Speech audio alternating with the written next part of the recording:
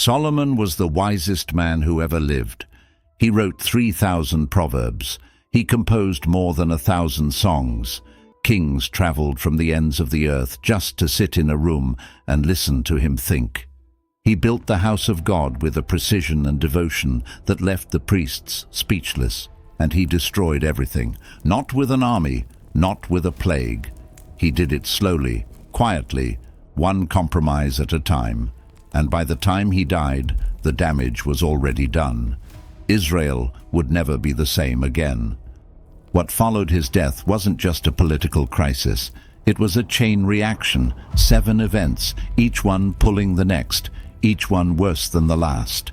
A kingdom divided, a religion corrupted, enemies rising, cities falling, and finally, the temple itself, the house of God, reduced to ash and rubble. Most people know the broad strokes. The kingdom split. Israel went into exile. Babylon came. But what most people miss is how connected it all was. How one decision made in a royal bedroom carried 300 years of consequence. How a king who asked God for wisdom ended up building altars to demons. This isn't just ancient history, it's a pattern, and once you see it, you'll recognize it everywhere. 7 events, 1 unbroken line, and a warning written in the ruins of a nation. 1 mistake, 300 years of ruin. There's a moment early in Solomon's reign that tells you everything about who he could have been. He's at Gibeon, the great high place, and God appears to him in a dream. Not a vision of conquest, not a promise of wealth. Just a question: what do you want? Solomon could have asked for anything. He asked for wisdom, the ability to govern justly, to discern between good and evil, to lead a people too vast and complex for any ordinary man to manage alone. And God was so moved by that request, so genuinely pleased, that he gave Solomon wisdom and everything else: riches, honor, length of days, the full inheritance of a king who had chosen rightly. 1 Kings chapter 3 verse 12, God tells him, "I will give you a wise and discerning heart, so that there will never have been anyone like you, nor will there ever be." That is where the story should have ended. A young king humble before God, entrusted with more than any man before him. But it didn't end there. The temple he built was extraordinary. 7 years of construction. The ark carried in. The cloud of God's presence filling the house so thick the priests couldn't stand to minister. Solomon prays one of the most breathtaking prayers in all of Scripture, 1 Kings chapter 8, and God answers with fire from heaven. For a moment, everything is aligned. The covenant is honored. The presence is real. The kingdom is whole. And then, slowly, almost imperceptibly, things begin to shift. Deuteronomy chapter 17 had been specific. The Torah laid out the rules for any future king of Israel with unusual precision. Don't multiply horses, don't multiply wives, don't accumulate excessive silver and gold. Those weren't arbitrary restrictions. Each one was a door, and behind each door was a particular kind of corruption. Horses meant military alliance with Egypt. Wives meant diplomatic entanglement with foreign nations. Wealth meant the slow drift from dependence on God toward trust in systems. Solomon walked through every door: 700 wives, 300 concubines, 1,000 women from nations God had explicitly warned against: Moabites, Ammonites, Edomites, Sidonians, Hittites. Political arrangements, alliances sealed in bedchambers, and each woman brought her gods with her. For a while, Solomon kept the two worlds separate. He still worshipped at the temple. He still wrote psalms and proverbs. He still governed with a brilliance that drew rulers from distant nations, including a queen from Sheba who came to test his wisdom and left speechless. But 1 Kings chapter 11 verse 4 says something that should stop every reader cold. As Solomon grew old, His wives turned his heart after other gods, and his heart was not fully devoted to the Lord his God, as the heart of David his father had been. Not publicly, not dramatically. His heart turned. Privately, gradually, he accommodated what he should have refused. He built a high place for Chemosh, the god of Moab, to whom children were sometimes sacrificed. He built one for Molech, the god of the Ammonites, and he allowed worship that should never have touched the land of Israel to take root on the hills outside Jerusalem. This is what makes Solomon's failure so devastating. He didn't abandon God in rebellion. He added to God. He kept the temple standing while building shrines beside it. He maintained the form of covenant faithfulness while hollowing out its interior. What leaders tolerate in private, nations eventually inherit in public. The division that would shatter Israel after his death wasn't waiting for Rehoboam to make a bad speech. It was already forming, in the silent consent of a king who knew better, chose differently, and never fully turned back. The kingdom broke in one day. Before Solomon's body was cold, God had already spoken. There was a prophet named Ahijah from Shiloh, the old city where the ark had once rested. One day he found Jeroboam on a road outside Jerusalem. Jeroboam was one of Solomon's own officials, a capable man, an overseer of the labor force from the house of Joseph. He had no reason to expect what was coming. Ahijah took off his new cloak, and he tore it. 12 pieces, one for each tribe of Israel. Then he handed 10 of them to Jeroboam.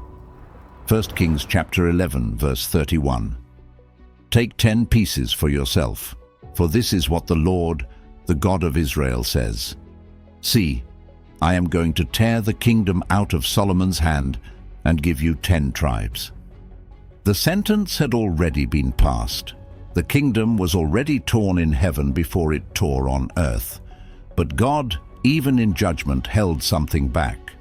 One tribe would remain with David's line, for the sake of Jerusalem, for the sake of the covenant made with David. Mercy running alongside judgment, even at the moment of fracture. Solomon heard about Ahijah's prophecy and tried to have Jeroboam killed. Jeroboam fled to Egypt. He waited, and then Solomon died. His son Rehoboam traveled to Shechem to be crowned. Shechem, of all places, not Jerusalem. Shechem, where the tribes gathered, where Joshua had once renewed the covenant, where the tension between north and south had always simmered just beneath the surface. The choice of location was itself a signal. This coronation would need to be negotiated, not assumed. The northern tribes came with a spokesman. His name was Jeroboam, back from Egypt, standing in front of the son of the man who had tried to execute him. The request was direct. Your father made our yoke heavy. Lighten it, and we will serve you. Rehoboam asked for 3 days. He went first to the elders, men who understood the weight of accumulated resentment.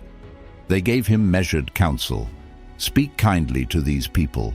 Become their servant first, and they will be your servants forever. He didn't like that answer. He went to the young men he had grown up with, men his own age, full of inherited confidence, with no memory of what it had cost to build what they now enjoyed. 1 Kings chapter 12, verse 10. My little finger is thicker than my father's waist. More taxes, more burden, more force. Rehoboam stood before the assembly on the 3rd day and delivered the harshest possible version of that counsel, word for word, without softening. And the northern tribes answered with a phrase that had been waiting for years to be spoken aloud. What share do we have in David? To your tents, O Israel. 10 tribes walked away. Just like that. They had been waiting for a reason, and Rehoboam had handed them one without hesitation. He gathered an army, 180,000 men prepared for civil war. Then the prophet Shemaiah came with a word from God. "Do not go up to fight against your brothers. This is my doing." And Rehoboam, somehow to his credit, stopped.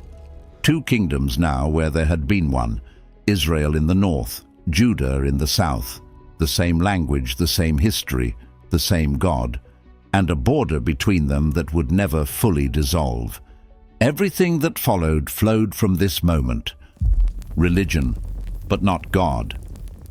Jeroboam had everything he needed to lead well. A prophetic mandate, a kingdom of 10 tribes, a population that had just walked away from Rehoboam with energy and momentum. He had been handed one of the most remarkable political opportunities in Israelite history. The chance to build something different, something better, something that honored the covenant that Solomon had compromised. He threw it away within months.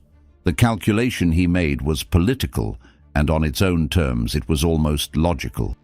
Jerusalem was in the south. The temple was in Jerusalem.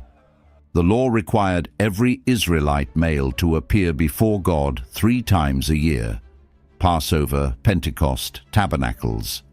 That meant his people would regularly travel south, stand in the courts of the temple that David's line had built, feel the pull of the old unity, the old capital, the old king's city. And Jeroboam was afraid. 1 Kings chapter 12, verse 27. If these people go up to offer sacrifices at the temple of the Lord in Jerusalem, they will again give their allegiance to their Lord, Rehoboam, king of Judah. He made 2 golden calves, one placed in Bethel, the southern border of his kingdom, one in Dan, the far north. Strategic placement. No matter where his people lived, there would be a worship site close enough to make the journey to Jerusalem unnecessary. And then he said the words. 1 Kings chapter 12, verse 28.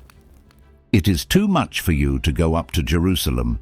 Here are your gods, Israel, who brought you up out of Egypt."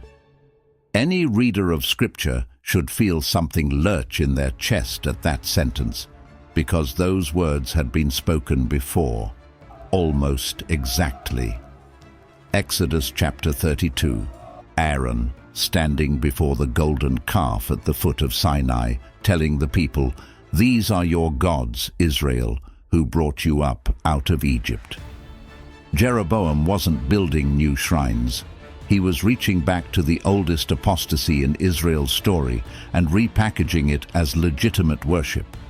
The same language, the same image, the same betrayal dressed in different clothes.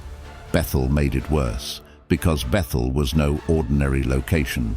This was where Jacob had slept on the ground and dreamed of a ladder reaching heaven, where God had spoken to him and renewed the Abrahamic covenant. Bethel meant house of God, and now it held a golden calf.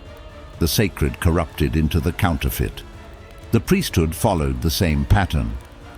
Levites were God's designated priests. Jeroboam dismissed them and appointed priests from any tribe willing to take the position. He also invented a new festival calendar, a feast in the 8th month, 1 month after the actual Feast of Tabernacles. Close enough to feel familiar, different enough to sever the connection to Jerusalem's liturgical cycle. This is how institutional corruption works. It rarely announces itself as destruction. It arrives wearing the vocabulary of the original, same feast names, same altar language, same invocation of the Exodus, but the content has been replaced. The center has shifted. The phrase that would follow nearly every northern king was born here.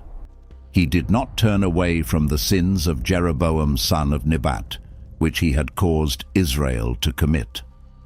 19 kings would rule the northern kingdom. That phrase would follow almost all of them like a shadow.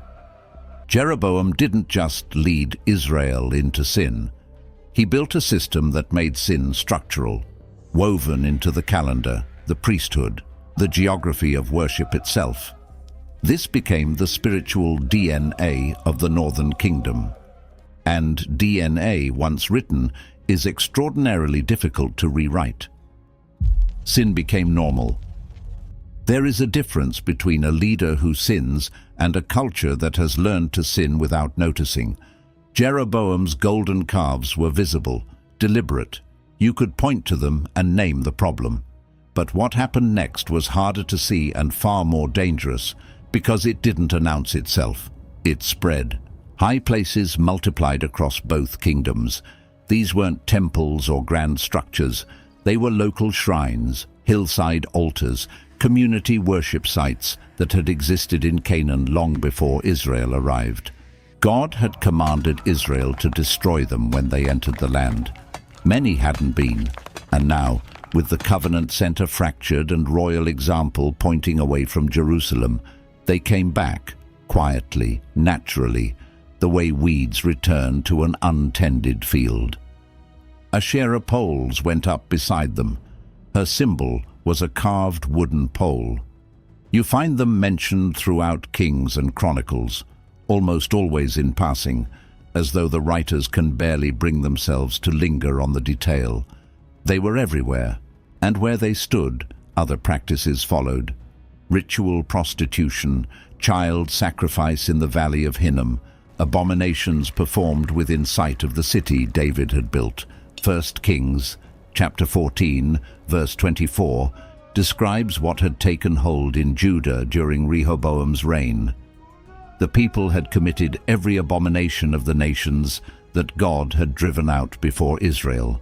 The very things that had disqualified the Canaanites from the land, Israel was now doing them in the same land, under the same sky.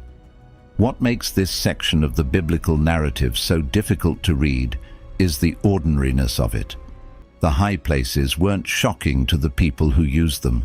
They had become furniture, part of the landscape. Religion had been democratized into something local, convenient, and entirely untethered from Sinai. The prophets were screaming. Elijah stood before Ahab and Jezebel. Amos walked into the north with words that burned. Hosea married a woman who left him and used that marriage as a living sermon about what Israel had done to God. They were heard, and then largely ignored, because by this point the problem wasn't ignorance, it was preference. The people knew what the covenant required. They had simply decided, generation by generation, compromise by compromise, that something else was easier. A nation does not fall in a day. It drifts, and the drift, when it goes unchecked long enough, becomes the direction. Weakness attracted war. God had told Solomon directly what division would cost. 1 Kings chapter 11 names the instruments of pressure that God would raise against a kingdom that had turned away, and two of them were already moving before Solomon died. Hadad the Edomite had fled to Egypt as a child when David's general Joab swept through Edom. Pharaoh received him, housed him, gave him a wife from the royal family. Hadad grew up safe, comfortable, patient. When he heard that David was dead and Joab was dead, he went home, and he didn't go home quietly. Rezon of Damascus had broken away from a defeated king and established himself in Syria's most strategically significant city, the junction of major trade routes connecting Egypt to Mesopotamia. Whoever controlled Damascus controlled movement, and Rezon was hostile to Israel for the length of Solomon's reign. Neither of these men could have existed as serious threats during David's years. David had subjugated Edom. David had defeated Zobah. The borders had been secured by a king who understood that spiritual faithfulness and military strength were not separate categories, that a nation walking in covenant with God carried a different kind of authority in the world. Solomon inherited that security without fully understanding what had produced it. And now, with the kingdom split, the external situation deteriorated fast. Both kingdoms had to maintain forces facing inward toward each other, which meant neither could project power outward the way a united monarchy could.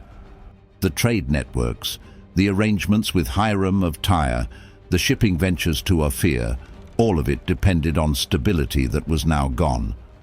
Further northeast, Assyria was stirring.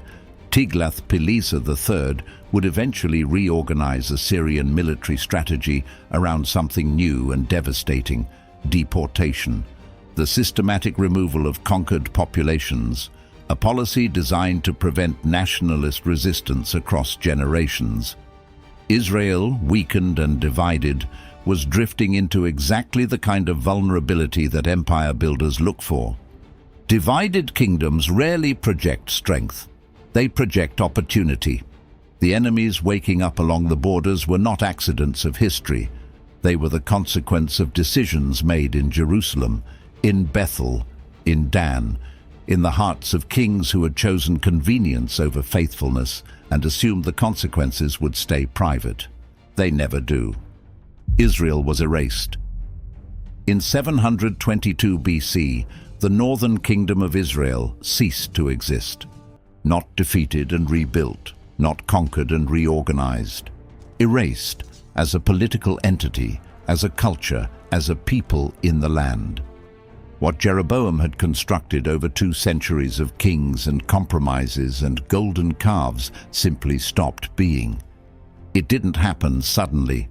The end had been visible for years to anyone willing to look. The Assyrian Empire, under Tiglath-Pileser III, had already begun absorbing Israel's northern territories during the reign of Pekah. Galilee, the tribes beyond the Jordan, populations deported east before the final blow ever landed. The kingdom was shrinking from the edges inward, like a fire consuming its own perimeter. Then came the siege of Samaria. The city held for 3 years, 3 years of siege warfare, starvation, disease, the slow collapse of everything that sustains human life inside walls. The city fell. Sargon II recorded the victory, boasting in his royal annals of deporting over 27,000 Israelites to Assyria, to Halah, to Gozan on the Haber River, to the cities of the Medes.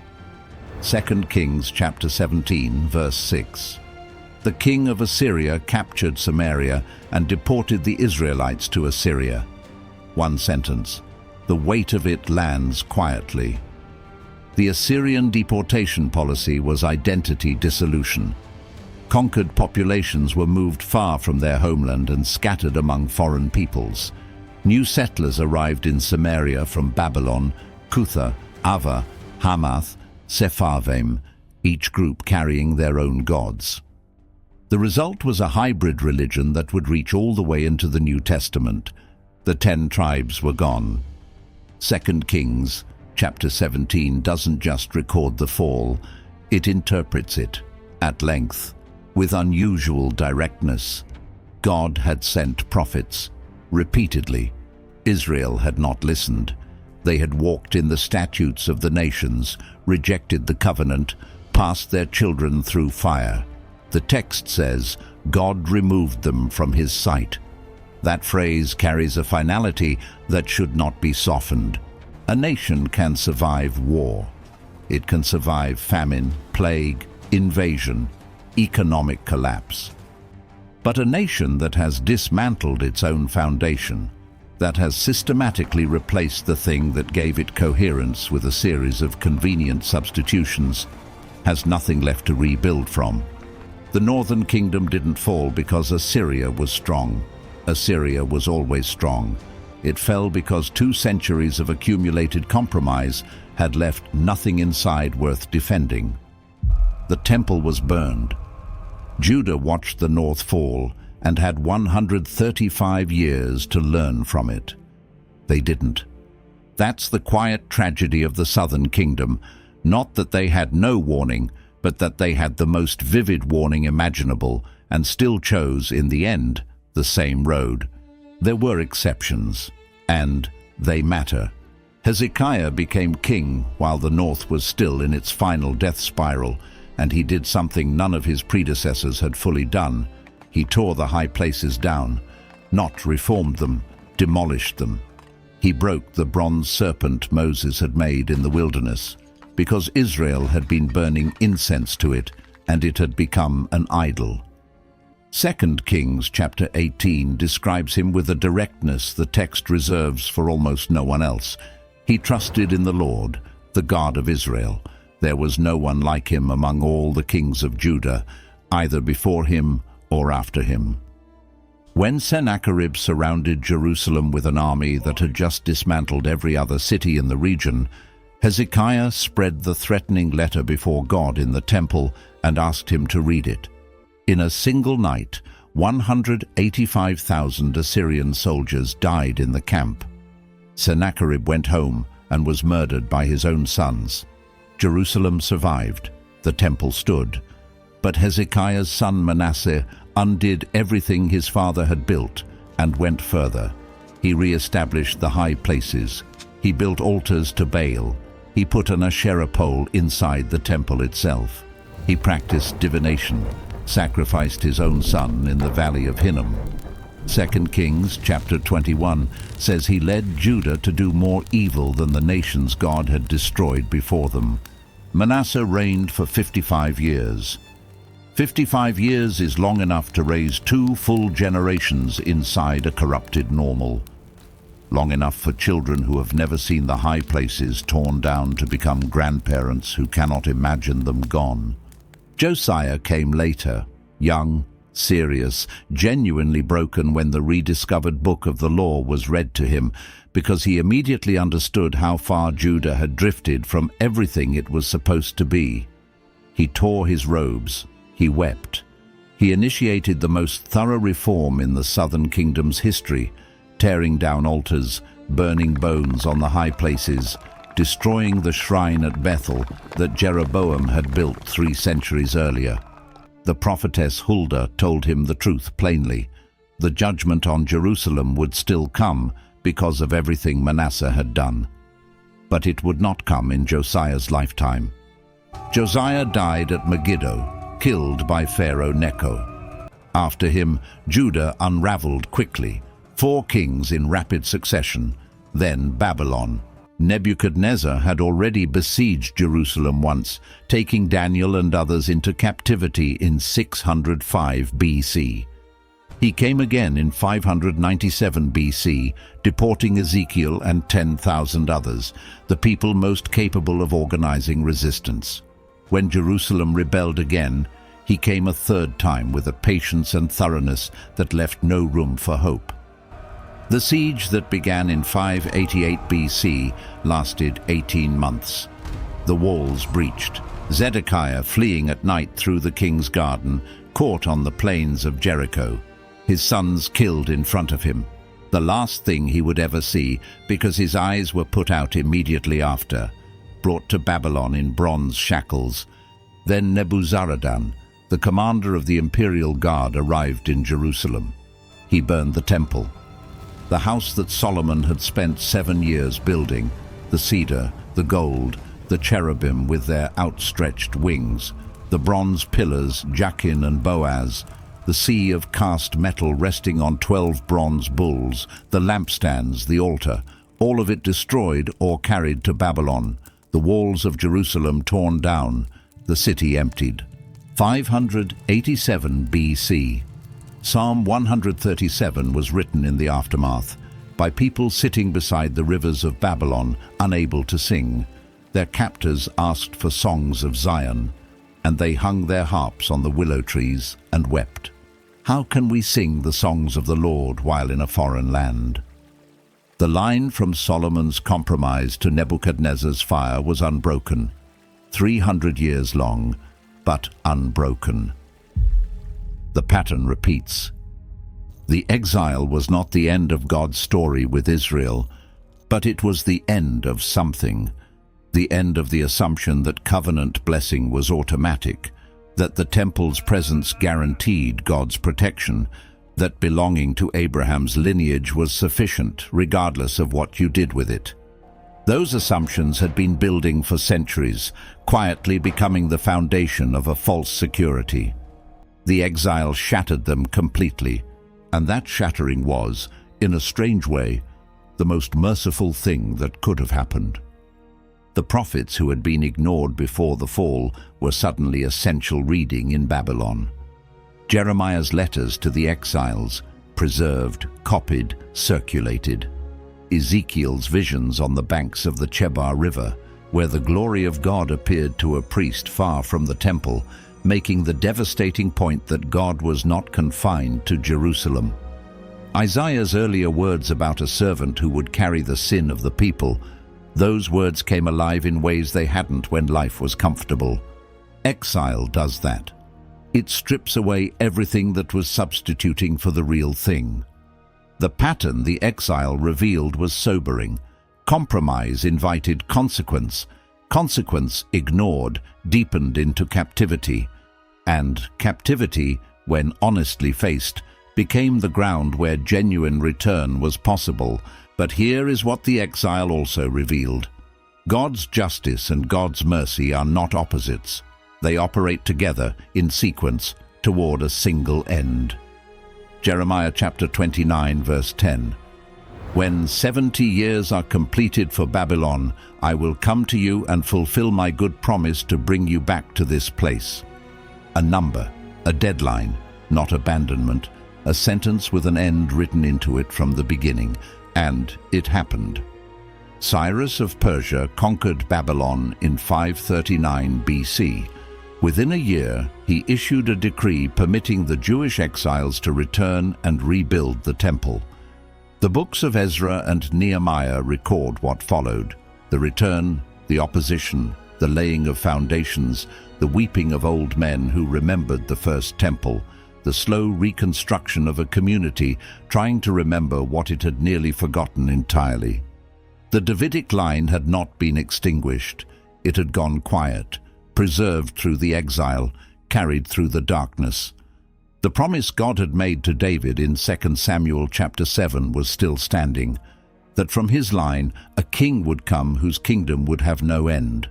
The fall of Solomon was not the end of the story.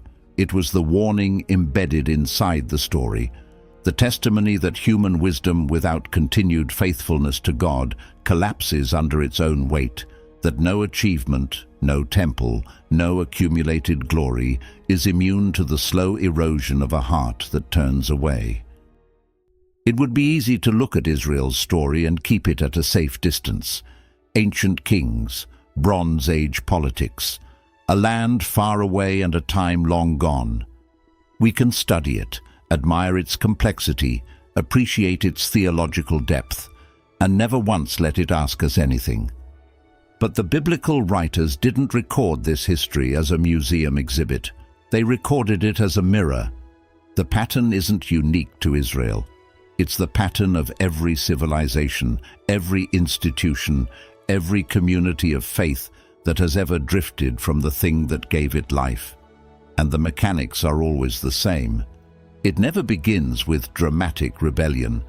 It begins with accommodation, the decision that a particular compromise is small enough to absorb, private enough to contain, reasonable enough to justify. Leaders carry an unusual weight in this pattern because what leadership normalizes, communities eventually inherit.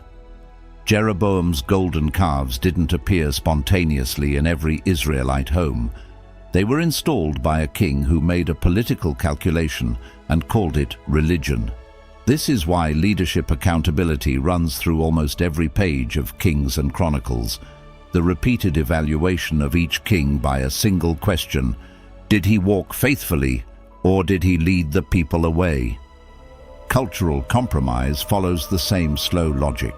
The Israelites burning incense at local shrines in the 8th century BC were ordinary people. Most of them were doing what their parents had done, what their neighbors were doing, what the community had long since stopped questioning.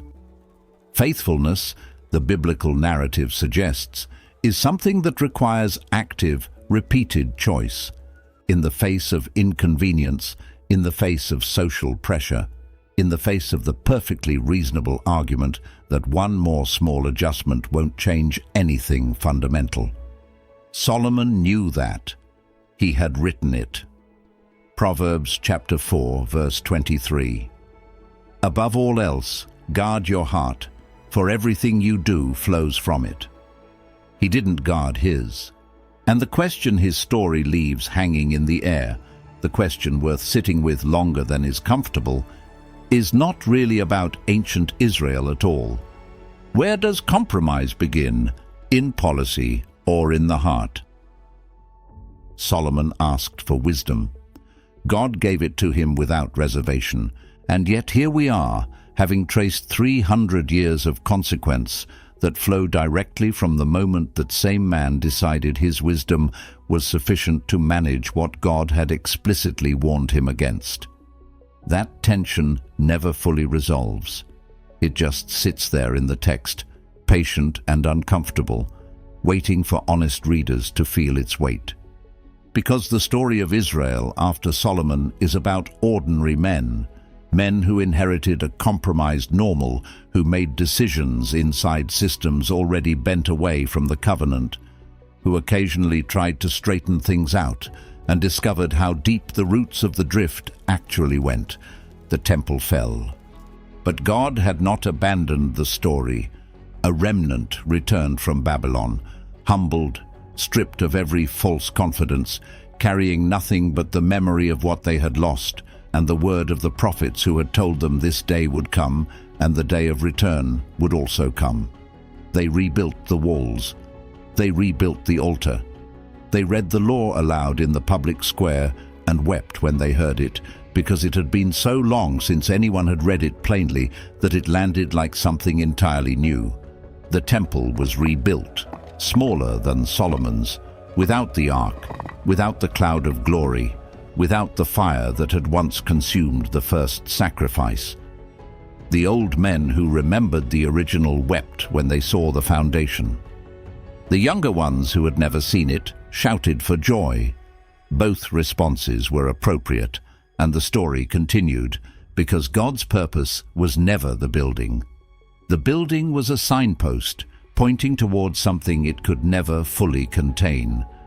A king was coming from David's line, not to restore the political kingdom of Solomon, but to do what Solomon's wisdom had ultimately failed to do, to hold together what human faithfulness had always allowed to fracture, to build a house made of people, living stones gathered from every nation. The boundary between north and south and exile and homeland finally dissolved. That king came, and the question he asked wasn't so different from the one God had asked Solomon at Gibeon. What do you want? The ruins of Jerusalem, the ashes of the temple, the long journey back from Babylon, all of it was preparation for an answer given with full understanding of what the wrong answer costs. Israel's story doesn't end in exile. It ends in a garden, a resurrection, an empty tomb outside the city walls, the same city where the temple burned, the same land where the high places had stood, redeemed by someone who did what no king in the long, painful catalogue of Kings and Chronicles had ever managed to do. He guarded his heart, completely, to the end. But to understand what was lost, and what it cost to redeem it, you have to go back to where it started, to a young king at Gibeon, humbled before God, asking for wisdom. Solomon's full story, the glory, the slow drift, the silence of God, is on this channel. Click on the video on screen to watch it now.